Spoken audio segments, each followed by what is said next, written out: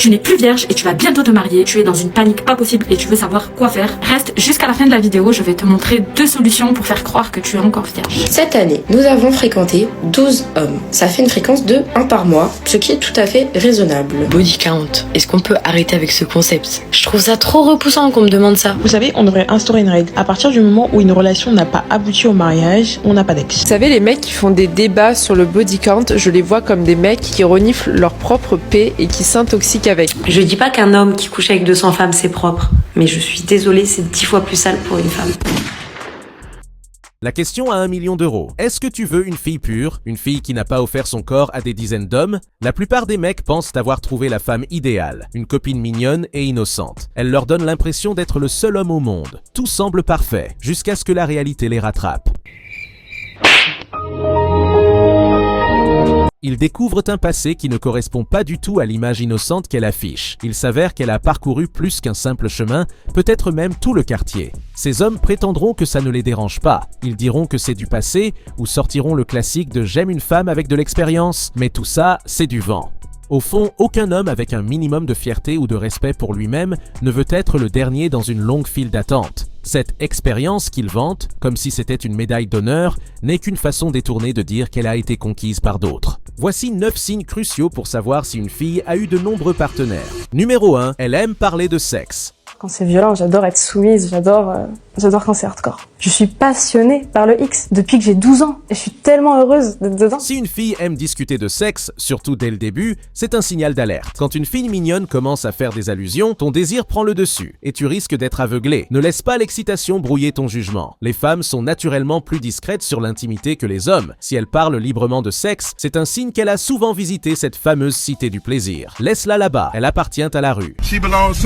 Numéro 2, elle flirte avec d'autres hommes. Vous savez, on devrait instaurer une règle. À partir du moment où une relation n'a pas abouti au mariage, on n'a pas d'ex. Moi, personnellement, c'est ce que je fais. Je n'ai jamais été mariée, donc je n'ai pas d'ex. Et je n'ai pas d'ex. Voilà. Enfin, j'ai pas d'ex. Moi, je suis désolée, puisque le but d'une relation finale, c'est pas de se mettre en couple quand on drague, c'est de finir marié et avoir des enfants. Je n'ai pas d'enfants et je n'ai pas été mariée.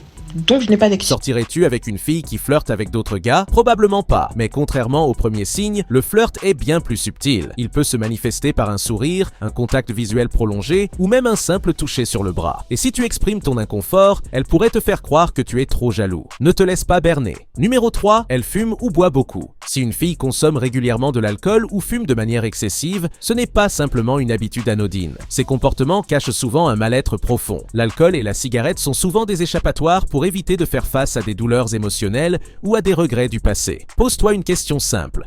Que fuit-elle? Souvent, ce sont les conséquences d'une vie où elle a ignoré ses propres limites ou celles des autres. Et dans le contexte des relations, cela peut indiquer qu'elle cherche à anesthésier des blessures liées à des choix intimes qu'elle n'assume plus. Tu vois, la société occidentale pousse certaines femmes à croire que multiplier les partenaires est un symbole de liberté. Mais la biologie, elle, raconte une autre histoire. Moi, je t'avoue que j'ai un sacré kilométrage déjà. Ouais. Donc, je pourrais même pas les compter. Ça te dérange? T'es un RS3 ou t'es une Clio 2? Quoi?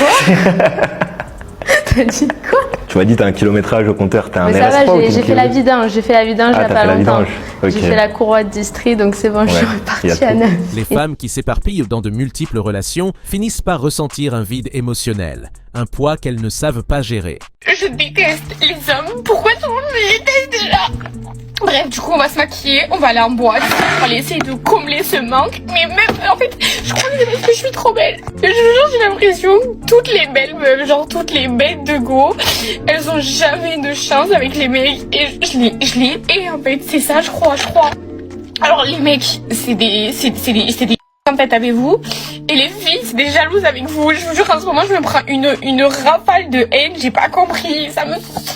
C'est là que les substances entrent en jeu. Et au-delà de l'aspect émotionnel, un tel comportement montre aussi un manque de respect pour soi-même. Une femme qui ne respecte pas son propre corps et sa propre santé n'aura pas les bases pour respecter les tiens. Numéro 4, elle ne te poste pas sur les réseaux sociaux. Aujourd'hui, les réseaux sociaux sont devenus une vitrine de nos vies. Une femme qui est active sur Instagram, TikTok ou Facebook aura naturellement envie de montrer ce qui la rend heureuse. y compris son partenaire. Si elle ne te poste jamais, ou si elle se contente de photos mystérieuses où l'on ne peut pas te reconnaître, cela veut dire quelque chose. C'est un signal qu'elle veut garder ses options ouvertes. En agissant ainsi, elle envoie un message clair à tous les autres hommes « Je suis encore disponible ». Son compte devient une sorte de vitrine où elle expose ses meilleures facettes pour attirer l'attention. Et si tu fouilles un peu, tu pourrais trouver des indices encore plus troublants. Peut-être qu'elle répond à des messages dans ses DM ou qu'elle like activement les publications d'autres hommes. Tout cela montre un manque de sérieux dans sa manière de s'engager. Une femme qui t'aime vraiment n'aura pas peur de te montrer au monde.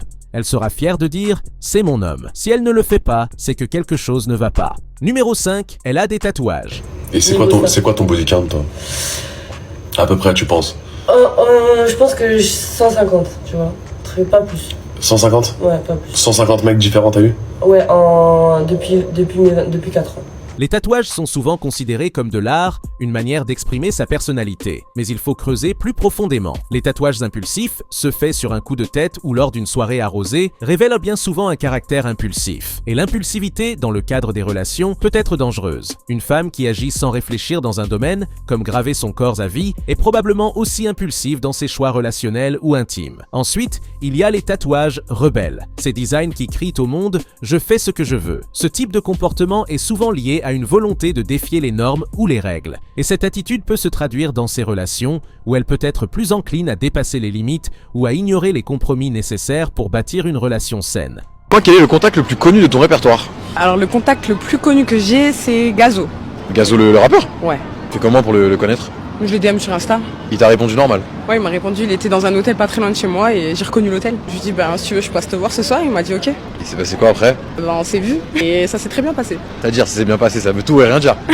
Ça s'est bien passé, hein. Comme il dit, je vais lui casser le dos, il m'a bien cassé le dos. Alors, la prochaine fois que tu vois un tatouage qui te semble intriguant, pose-toi cette question. Est-ce une marque d'art ou une alerte silencieuse? Numéro 6, elle a des amis masculins. Certains diront que c'est normal. Après tout, pourquoi une femme ne pourrait-elle pas avoir des amis hommes? Mais réfléchis, est-ce vraiment innocent? Pose-toi cette question. Combien d'amis masculins de ta copine feraient tout pour sortir avec elle si elle leur donnait une chance? La vérité, c'est que beaucoup d'amitiés entre hommes et femmes ne sont qu'un jeu d'attente. Ces hommes restent dans l'ombre, espérant un jour avoir leur chance. Et si ta copine passe beaucoup de temps avec ses amis, cela montre un manque de respect pour toi et pour votre relation. Une femme qui te respecte mettra naturellement des limites claires avec les autres hommes. Numéro 7. Son passé est flou. Tu n'es plus vierge et tu vas bientôt te marier. Tu es dans une panique pas possible et tu veux savoir quoi faire. Je vais te montrer 2 solutions pour faire croire que tu es encore vierge.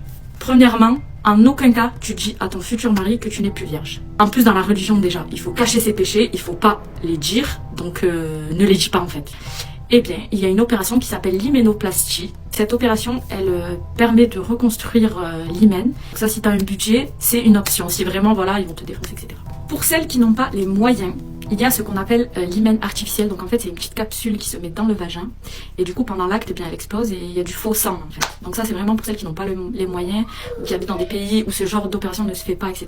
Quand tu parles avec elle, est-ce qu'elle te raconte des histoires cohérentes sur son passé? Ou bien est-ce que certains détails changent constamment? Une personne qui ment ou qui essaie de cacher quelque chose finit toujours par se trahir.